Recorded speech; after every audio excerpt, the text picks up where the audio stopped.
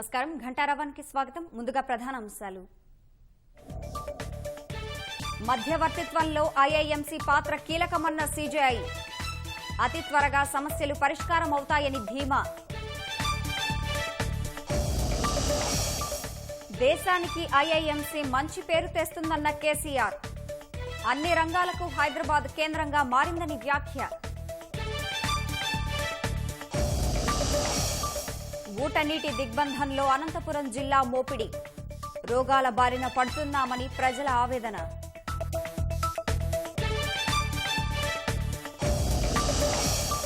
సాగర్ నుంచి నాగార్జున కొండకు బోటింగ్ ప్రారంభం. వారం రోజుల తర్వాత పర్యాటకులకు అనుమతి.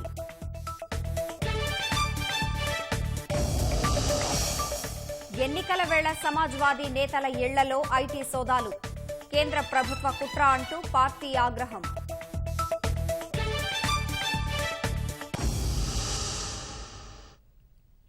హైదరాబాద్ లో ప్రతిష్టాత్మక అంతర్జాతీయ ఆర్బిట్రేషన్ మీడియేషన్ కేంద్రం ఐఐఎంసీ ప్రారంభమైంది. ఐఐఎంసీని సుప్రీంకోర్టు ప్రధాన న్యాయమూర్తి justice NV Ramana, Telangana CM KCR ప్రారంభించారు. దేశంలో అంతర్జాతీయ స్థాయి ఆర్బిట్రేషన్ కేంద్రాలు లేనందున హైదరాబాద్ లో ఏర్పాటుకు జూన్ 14న సీజేఐ జస్టిస్ ఎన్వీ రమణ ప్రతిపాదించారు. కేసీఆర్ వెంటనే అంగీకరించి యుద్ద ప్రాతిపదికన ఏర్పాట్లు చేశారు. మధ్యవర్తిత్వం ద్వారా సమస్య పరిష్కారానికి ప్రయత్నించిన తర్వాతే చివరి ప్రయత్నంగా కోర్టులకు వెళ్లాలనే భావనతో హైదరాబాద్లో అంతర్జాతీయ ఆర్బిట్రేషన్ మీడియేషన్ కేంద్రం ఏర్పాటైంది. అంతర్జాతీయ ఆర్బిట్రేషన్ మీడియేషన్ కేంద్రంలో పూజలు చేసిన తర్వాత CJI justice NV Ramana, Telangana CM KCR ప్రారంభించారు. నానక్ రామ్గూడలోని ఫీనిక్స్ వీకే టవర్లో 25,000 చదరపు అడుగులతో ఐఐఎంసీని సిద్దం చేసి కేసీఆర్ సీజేఐకి అప్పగించారు. శాశ్వత భవనం కోసం పుప్పాలగూడలో భూమి కేటాయించనున్నట్లు ఈ నెల 4న జరిగిన ఐఐఎంసీ పరిచయ కార్యక్రమంలో సీఎం వెల్లడించారు. ఐఐఎంసీ ట్రస్టీలుగా ఉన్న సుప్రీంకోర్టు న్యాయమూర్తులు justice L Nageswararao, justice Hima Kohli, మాజీ న్యాయమూర్తి justice L Ravindran, Telangana high court ప్రధాన న్యాయమూర్తి జస్టిస్ సతీష్ చంద్ర శర్మ, తెలంగాణ న్యాయశాఖ మంత్రి ఇంద్రకరణ్ రెడ్డి పాల్గొన్నారు.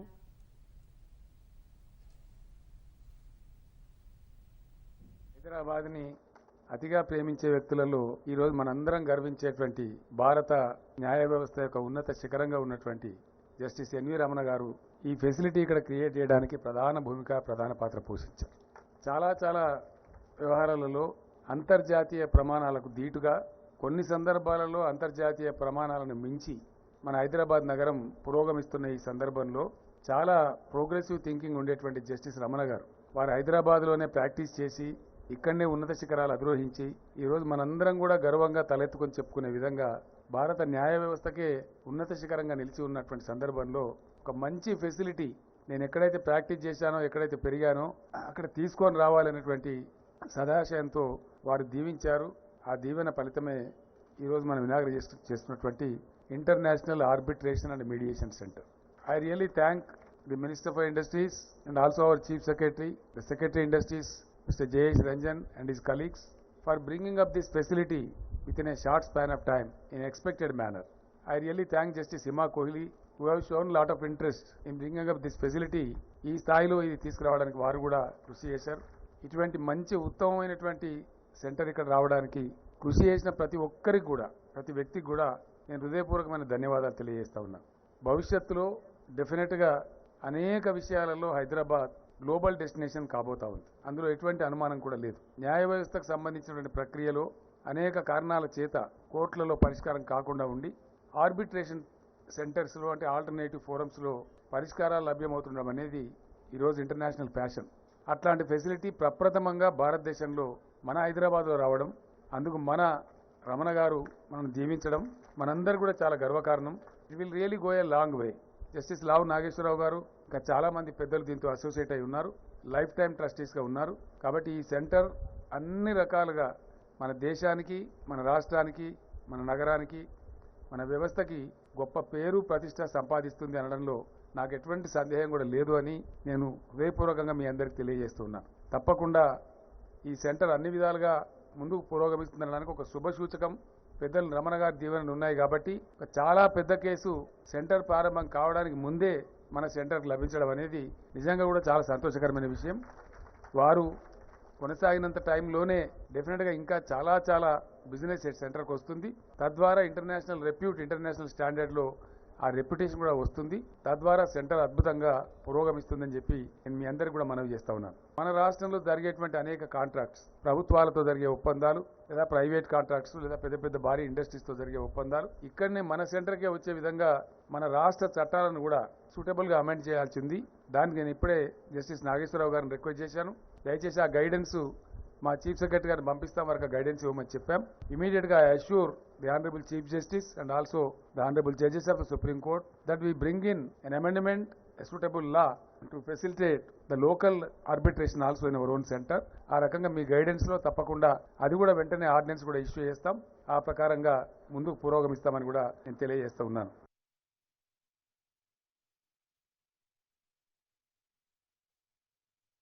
I am extremely delighted today again inaugurating this International Arbitration and Mediation Center at Hyderabad, and the Honorable Chief Minister is handing over the papers to me today. It's a great event.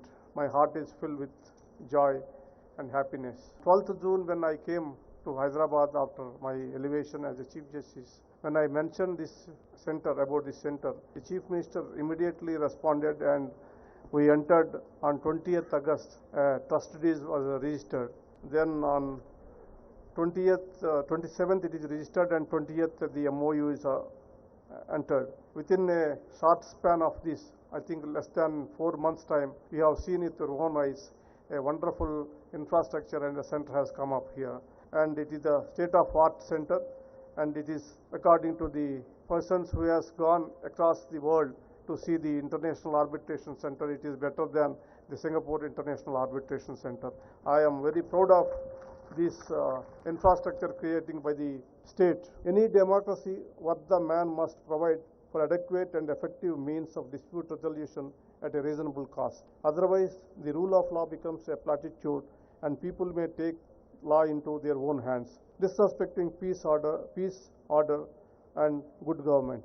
Effective dispute resolution is also necessary to secure the smooth functioning of trade and commerce, unquote.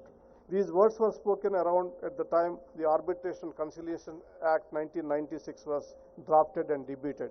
The economic liberalization, a need was felt to provide a viable alternative for the parties, both national and international, to resolve their commercial disputes in India. The Arbitration Conciliation Act of 1996 was enacted to hope to provide that alternative. However, this is not to suggest that ADR mechanisms like arbitration and mediations are a new phenomena. The then Law Secretary Dr. Rao, who drafted this legislation, has said it. The concept of parties to a dispute settling their dispute in a binding manner by reference to a person or persons of their choice or private tribunals was well known to ancient and medieval India, unquote. So arbitration and mediation has a long history in India. Recently, they have acquired prominence across the world as methods of dispute resolution. The setting of the International Arbitration Mediation Center at Hyderabad, an important step towards enhancing the ADR landscape in the country. While arbitration centers have already been set up somewhere in India, particularly Delhi and Mumbai, domestic and international parties still appear and prefer before the foreign mediation center, that is Singapore or London. I am sure this trend will change with this Hyderabad center. Domestic and international parties will increasingly coming to this center, which has the world-class facilities. Its location in Hyderabad is also been an attraction. This is my city, so I might be accused of being a little partial towards it. But honestly, I think it is one of the best cities in the country. It is a growing hub of commerce and is one of the top destinations of the business in India. I am feeling proud that I could contribute something which will enhance the glory of the city of Hyderabad. Apart from that, Hyderabad has its own merits. I am not showing any favor or anything. It deserves all the best in the world. Hyderabad is strategically situated in the southern part of the country. It is a bridge between north and south, with seamless integration of people of different cultures, languages, religions and regions. Most importantly, the people of this city are incomparable. They are welcoming, warm, filled with good cheer. I cannot think a better place than this for this Hyderabad. With a lot of hope and expectation, the center is being established. Collectively, we did our best a world-class infrastructure and outstanding professionals are available to you at this center. If it is for you to take it forward and turn it into most sought after destination of resolutions of all types of disputes, including family and commercial disputes. I am of the firm belief that when you take up a mission with good intentions and good heart, it is bound to be successful. Now, we have a very good people manning this center. I am confident that the Hyderabad International Arbitration and Mediation Center will emerge as one of the top destinations in arbitration and mediations. I would like to take this opportunity to thank everyone who extended their support for this center.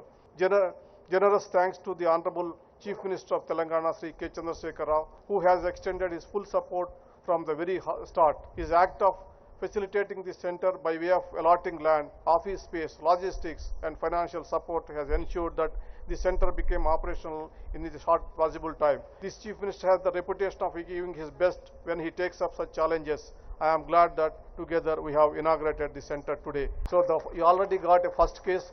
So similarly, Brother Justice Nageswara Rao has already informed me that some more foreign arbitrations are ready, which are in the pipeline, which once it is started, we are going to get it. Before starting the center itself, we are getting business. It's a good sign. I sincerely thank Sri Ravi.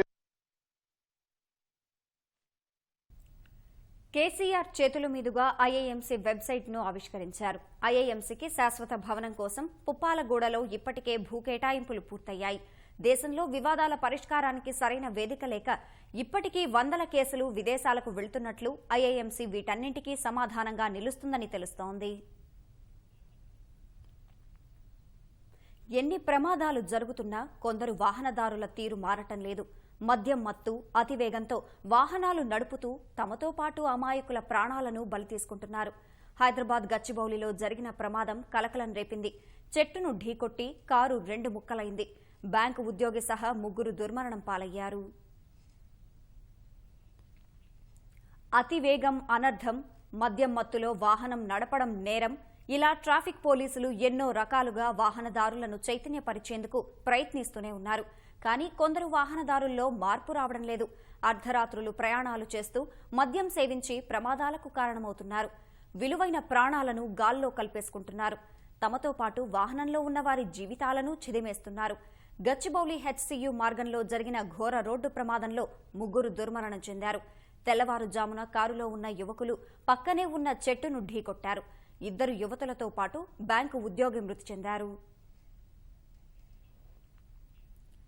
Car అతివేగంగా చెట్టును ఢీకొట్టగా వాహనం 2 ముక్కలైంది. వెనక చక్రాలు ఊడిపోయాయి. కారులోని air బ్యాగులు తెరుచుకున్నా ప్రయోజనం లేకుండా పోయింది. Air బ్యాగులు రక్తంతో తడిసిపోయాయి. కారు ముందు భాగం నుజ్జునుజ్జైంది. బంపర్ ఊడిపోయి దూరంగా పడిపోయింది. ప్రమాద తీవ్రతకు చెట్టు కదిలిపోయింది. కారు అతివేగానికి పక్కనే ఉన్న మరో చెట్టు పైభాగాన్ని ఢీకొట్టింది. కారు దెబ్బతిన్న తీరు, ఘటనాస్థలి పరిసరాలు కారు అతివేగంగా ఉందనేందుకు సాక్ష్యాలుగా నిలుస్తున్నాయి.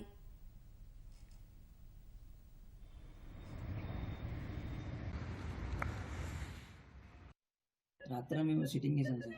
వాళ్ళందరూ ముందు తాగారు, నేనేం తాగలేదు. తాగిన తర్వాత వాళ్ళందరూ 1:00 టీ తాగదాం పదన్నారు. నేను ఎప్పుడన్నా ఎందుకు రైట్ టైంలో దొరికితే ప్రాబ్లం అయితే డ్రింక్ అంటే అన్నా. వినలేదు. వాళ్ళిద్దరు అమ్మాయిలు తాగుదాం అని చెప్పారు. సరే ఓకే మీరు వస్తున్నారు కదా తోడు రాకపోతే బాగుంది చెప్పి నేను వచ్చా. నాకు డ్రైవింగ్ రాదు. అప్పుడు కుర్రాడు బ్లాక్ టాప్ తాగున్నాడు, బ్లంటర్ స్పైడ్. నేను బీర్ తాగుతున్నాడు. అయితే ఇంకా సరే అని చెప్పి వెళ్దాం. గచ్చిబౌలి సిగ్నల్ నుంచి స్ట్రైట్కి వెళ్ళిపోతే అక్కడ స్పీడ్ వెళ్ళిపోయాడు. యాక్సిడెంట్ అయిపోయింది సార్. అక్కడి నుంచి కోమా వెళ్ళిపోయింది. నేను ఇక్కడ రాగానే చేశాను సార్. నాకు ఆపరేషన్ ఉందంట, సర్జరీ ఉందంట చెప్పారు. అదేమో ఎవరి వల్ల ఎవరు చెప్పారు ఫస్ట్ టీ తాగుదామని? అది వాళ్ళకే సార్. అది అబ్దుల్ కుర్రోడికి అమ్మాయిలు కూడా చనిపోయారు. అది చెప్తున్నారు సార్, చెప్తున్నారు చనిపోయారు. నేను ముందు కూర్చున్నాను సార్, వాళ్ళిద్దరు కూర్చున్నారు సార్. వద్దు వద్దు డ్రింక్ అంటే జరిగింది, స్ట్రిక్ట్ ఉంది, వద్దు వద్దు అని చెప్పాను సార్. ఇక్కడే కదన్నా అని చెప్పి వాళ్ళు ఆడుతుంటే పోయారు సార్ నన్ను. నేను అప్పటికి తాగలేదు సార్. నేను తాగలేదు. రాత్రి చెకింగ్ చేశాను నన్ను. డ్రింక్ అండ్ డ్రైవ్ చూశారు ఇక్కడ 0 వచ్చింది. అమీర్పేట్లోని ఓ వసతి గృహంలో ఉంటున్న ఎం మానసతో పాటు విజయవాడకు చెందిన అబ్దుల్ రహీం మృతి చెందినట్లుగా పోలీసులు గుర్తించారు. మాదాపూర్ యాక్సిస్ బ్యాంకులో అబ్దుల్ రహీం పనిచేస్తున్నారు. మృతదేహాలను ఉస్మానియా ఆసుపత్రికి తరలించారు.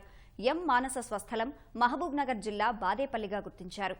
మరో జూనియర్ ఆర్టిస్టు సిద్ధుకు తీవ్ర గాయాలు కాగా ఆసుపత్రికి తరలించి చికిత్స అందిస్తున్నారు. మృతుల కుటుంబ సభ్యులకు పోలీసులు సమాచారం అందించారు. మానస వాళ్ళ అక్కనా మీరు? అసలు మీ మానస ఏం చేస్తుంటారు? మానస షార్ట్ ఫిలిమ్స్. ఓకే, ఎన్ని ఇయర్స్ నుంచి హైదరాబాద్లో ఉంటున్నారు? 1.5 year. ఓకే, అంటే సిటీలో 2-3 months ఉండి ఇంటి దగ్గర 1 month ఉంటుంది అట్లా. అంటే మూవీస్ ని బట్టి తను మూవ్ అవుతా ఉంటుంది హైదరాబాద్. ఇక్కడ ఎవరి దగ్గర ఉంటుందని? హాస్టల్స్. ఈ అమ్మాయి ఇంకొక మానస చనిపోయిన అమ్మాయి కాల్ చేసింది, ఇట్లా మూవీ ఆఫర్స్ ఉన్నాయని మొన్న ఎప్పుడో కాల్ చేసిందంట. తిను వచ్చేసింది ఇక్కడికి. ఓకే, సిటీ నిన్న మార్నింగ్ సిటీకి వచ్చింది. వచ్చిన తర్వాత నిన్న ఏం జరిగిందో తెలీదు.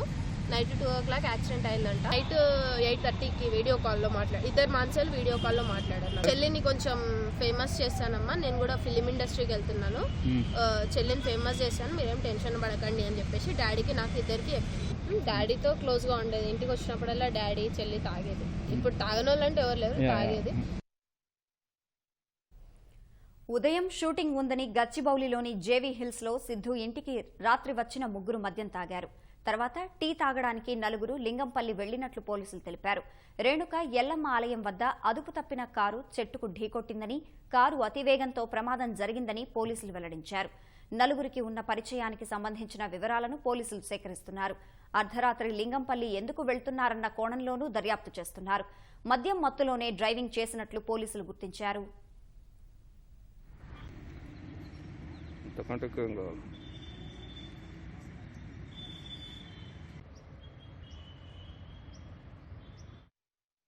రోడ్డు పక్కన మూత్ర విసర్జన చేస్తున్న వ్యక్తిని ఢీకొట్టిన లారీ ఆ తర్వాత పక్కనున్న కాల్వలో పడిపోయింది.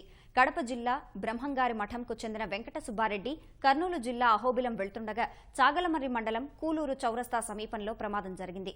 ఓబయ్య అనే మరో వ్యక్తి ప్రమాదం నుంచి తప్పించుకున్నాడు. లారీ డ్రైవర్ పరారీలో ఉన్నట్లు పోలీసులు తెలిపారు.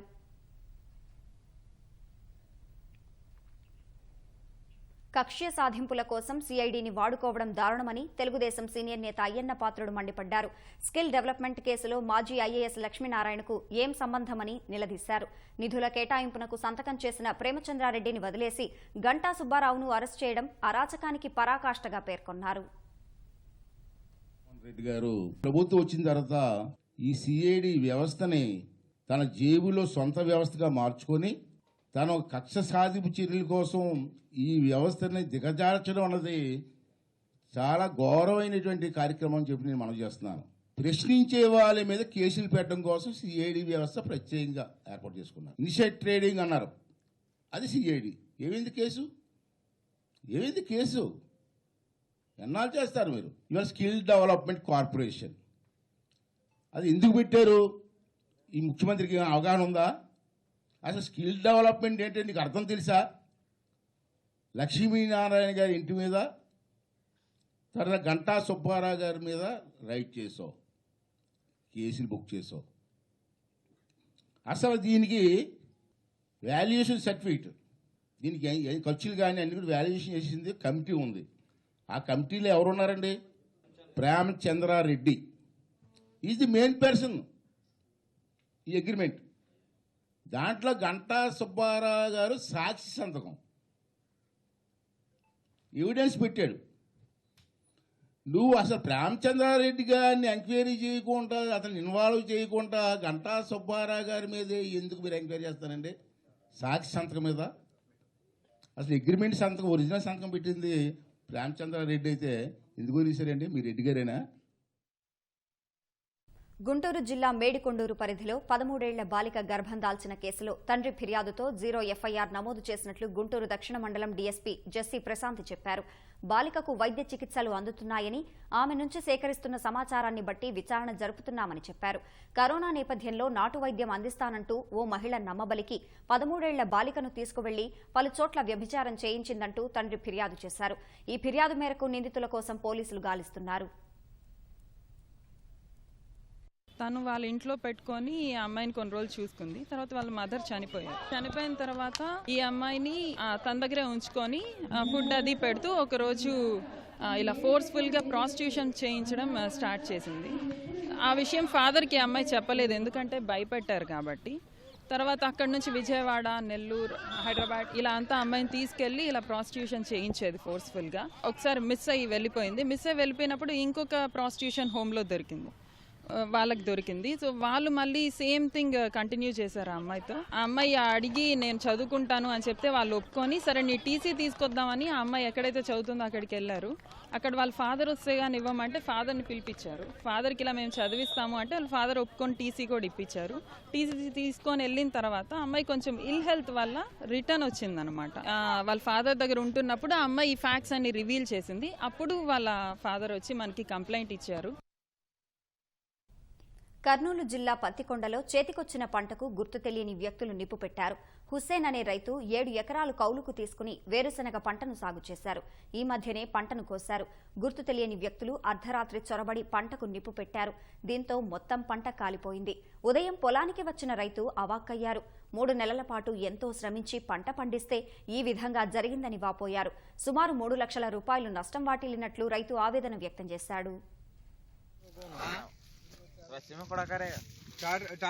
टैंकर बिला लेगा मार रहा है पानी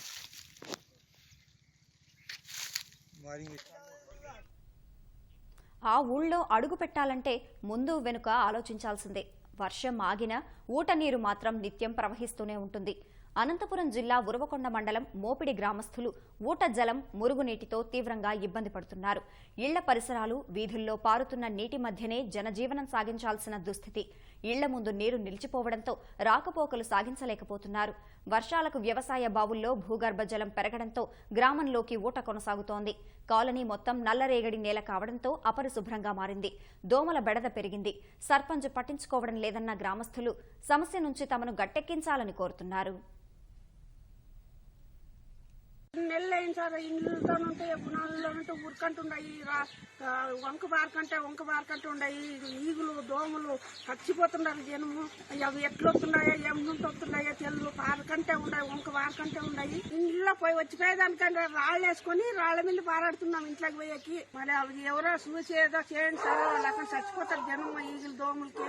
ఇట్లా పారాడితే కాళ్ళు చెల్లుతాయి. ఈ ప్రకారం దోమలు ఉన్నాయి. ఎట్లట్లు దావు ఇట్లా పారేది పిల్లలకు జాగ్రత్త పడతారు. పులిగులకి, జ్వరాలకి, దగ్గులకి ఈ ప్రకారం ఉంటే ఎట్లయితుంది?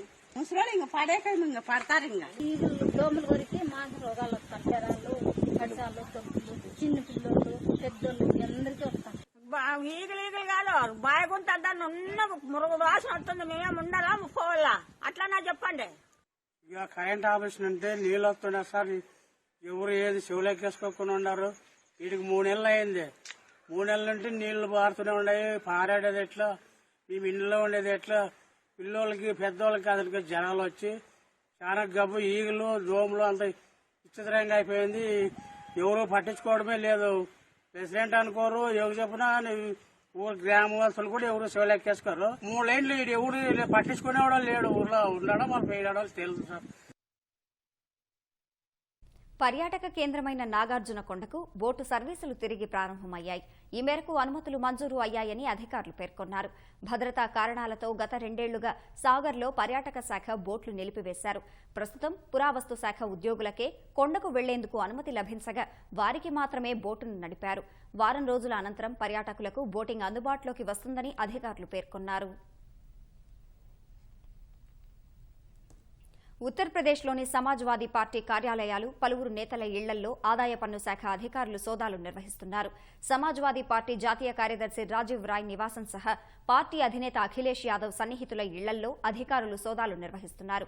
ఐటీ దాడులు కేంద్ర ప్రభుత్వ కుట్ర అని రాజీవ్ రాయ్ విమర్శించారు. తన వద్ద ఎలాంటి బ్లాక్ మనీ లేదని, తాను ప్రజాసేవ చేయడం ప్రభుత్వానికి నచ్చడం లేదని, అందుకే ఈ తనిఖీలు నిర్వహిస్తుందని రాజీవ్ రాయ్ విమర్శించారు. ఉత్తరప్రదేశ్ ఎన్నికలు సమీపిస్తున్న వేళ ఐటీ దాడులు జరగడం రాజకీయంగా సంచలనంగా మారింది. తీగలాగితే డొంక కదిలినట్లుగా వెంట్రుకల ఎగుమతిలో ఈడీ నిఘాతో అక్రమాలు బయటపడ్డాయి. ఢిల్లీ కేంద్రంగా కార్యకలాపాలు నిర్వహించే డోకిపే, లింక్ యూన్ కంపెనీలు జుట్టును అక్రమంగా పలు దేశాలకు ఎగుమతి చేసి ఏటా 8,000 కోట్లు ఆర్జిస్తున్నట్లు గుర్తించారు. ఆన్లైన్ గేమింగ్ ద్వారా వచ్చిన నగదును తెలుగు రాష్ట్రాల్లోని ఏజెన్సీలకు బదిలీ చేసి విదేశీ మారక ద్రవ్యాన్ని హవాలా రూపంలో చైనాకు తిరిగి పంపుతున్నాయని ఈడీ అధికారులు తేల్చారు. వెంట్రుకలను అక్రమ రవాణా చేస్తూ విదేశీ మారక ద్రవ్యాన్ని ఆర్జిస్తున్న 2 చైనా సంస్థలపై సీసీఎస్ పోలీసులు కేసు నమోదు చేశారు. ఆన్లైన్ గేమింగ్లు నిర్వహిస్తున్న చైనా కంపెనీల కార్యకలాపాలపై ఈడీ అధికారులు ఏడాది నుంచి నిఘా కొనసాగిస్తున్నారు. ఎల్బీ నగర్ నుంచి చైనాకు జుట్టు ఎగుమతి చేస్తున్న ఓ వ్యాపారి ఖాతాలో కొద్ది నెలల క్రితం 72 లక్షల నగదు జమైంది. ఆయన ఎగుమతి చేసిన జుట్టుకు సరిపడా నగదు వచ్చినా అది చైనా నుంచి కాకుండా ఢిల్లీలోని డోకీపే, లింక్యూన్ సంస్థల నుంచి వచ్చినట్టు గుర్తించారు. అప్పటి నుంచి ఆ 2 సంస్థల కార్యకలాపాలపై నిఘా ఉంచారు. ఈ క్రమంలో 9 నెలల క్రితం కోల్కతాకు చెందిన human hair and hair products manufacturing exports సంఘం ప్రతినిధులు తమ సంఘంలో లేని కొన్ని కంపెనీలు అక్రమంగా చైనా, వియత్నాం, బంగ్లాదేశ్లకు జుట్టును పంపుతున్నాయంటూ ఈడీకి ఫిర్యాదు చేశారు. ఈ ఫిర్యాదు ఆధారంగా మరో కేసు నమోదు చేసిన ఈడీ అధికారులు 4 నెలల క్రితం హైదరాబాద్, సికింద్రాబాద్, తణుకులోని 15 కంపెనీల లావాదేవీలను పరిశీలించగా అక్రమాలు జరిగినట్టు తేలింది. జుట్టు అక్రమ రవాణాలో హైదరాబాద్ కేంద్రంగా కార్యకలాపాలు కొనసాగిస్తున్న న్యాలా ఫ్యామిలీ ఎక్స్పోర్ట్స్ కీలక పాత్ర పోషించింది. లింక్యూన్, డోకీపే సంస్థలతో సంబంధాలున్న న్యాలా ఫ్యామిలీలో ఎక్స్పోర్ట్స్ కంపెనీలు వాల్ఫై అనే విదేశీయుడు, హైదరాబాద్లో ఉంటున్న మహమ్మద్ ఇబ్రహీం, దువ్వాడ శ్రీకాంత్లున్నారని గుర్తించారు. వీరు Sai impex, SS impex, Shivakeshav human hair, Sailu enterprises, Naresh women hair కంపెనీల ద్వారా జుట్టును కొనుగోలు చేసి శంషాబాద్ విమానాశ్రయం ద్వారా పార్సిళ్ల రూపంలో జుట్టును ఐజ్వాల్ విమానాశ్రయానికి పంపుతున్నారు. Saint Mary gem industries, Sunmoon human hair కంపెనీలకు పంపుతున్నారు. ఐజ్వాల్ నుంచి బంగ్లాదేశ్, చైనా, మయన్మార్ సరిహద్దుల ద్వారా ఈ జుట్టు అక్రమంగా రవాణా అవుతోందని ఈడీ అధికారులు గుర్తించారు. ఈ వివరాల ఆధారంగా సీసీఎస్ పోలీసులు నిందితులను పట్టుకునేందుకు ప్రయత్నాలు చేస్తున్నారు. యాక్షన్ ఫిక్షన్ ఎంటర్టైనర్ గా తెరకెక్కుతున్న చిత్రం బ్రహ్మాస్త్ర. బాలీవుడ్ దర్శకుడు అయాన్ ముఖర్జీ రూపొందిస్తున్న ఈ సినిమాలో రణబీర్ కపూర్, ఆలియా భట్ జంటగా కనిపించనున్నారు. అమితాబ్ బచ్చన్, నాగార్జున కీలక పాత్రలు పోషించారు. ఈ సినిమాకు కరణ్ జోహార్ నిర్మాత. బ్రహ్మాస్త్ర పార్ట్ 1 మోషన్ పోస్టర్ విడుదల కార్యక్రమం హైదరాబాద్ లో జరిగింది. రణబీర్ కపూర్, కరణ్ జోహార్, నాగార్జున, రాజమౌళి, ఆలియా భట్ హాజరయ్యారు. పాన్ ఇండియా చిత్రంగా రూపొందిన బ్రహ్మాస్త్రను బ్రహ్మాస్త్ర మొదటి భాగం శివ పేరుతో తెలుగు విడుదల చేయనున్నారు. రాజమౌళి సమర్పణలో 2022 సెప్టెంబర్ 9న తెలుగు వర్షన్ ప్రేక్షకుల ముందుకు రానుంది.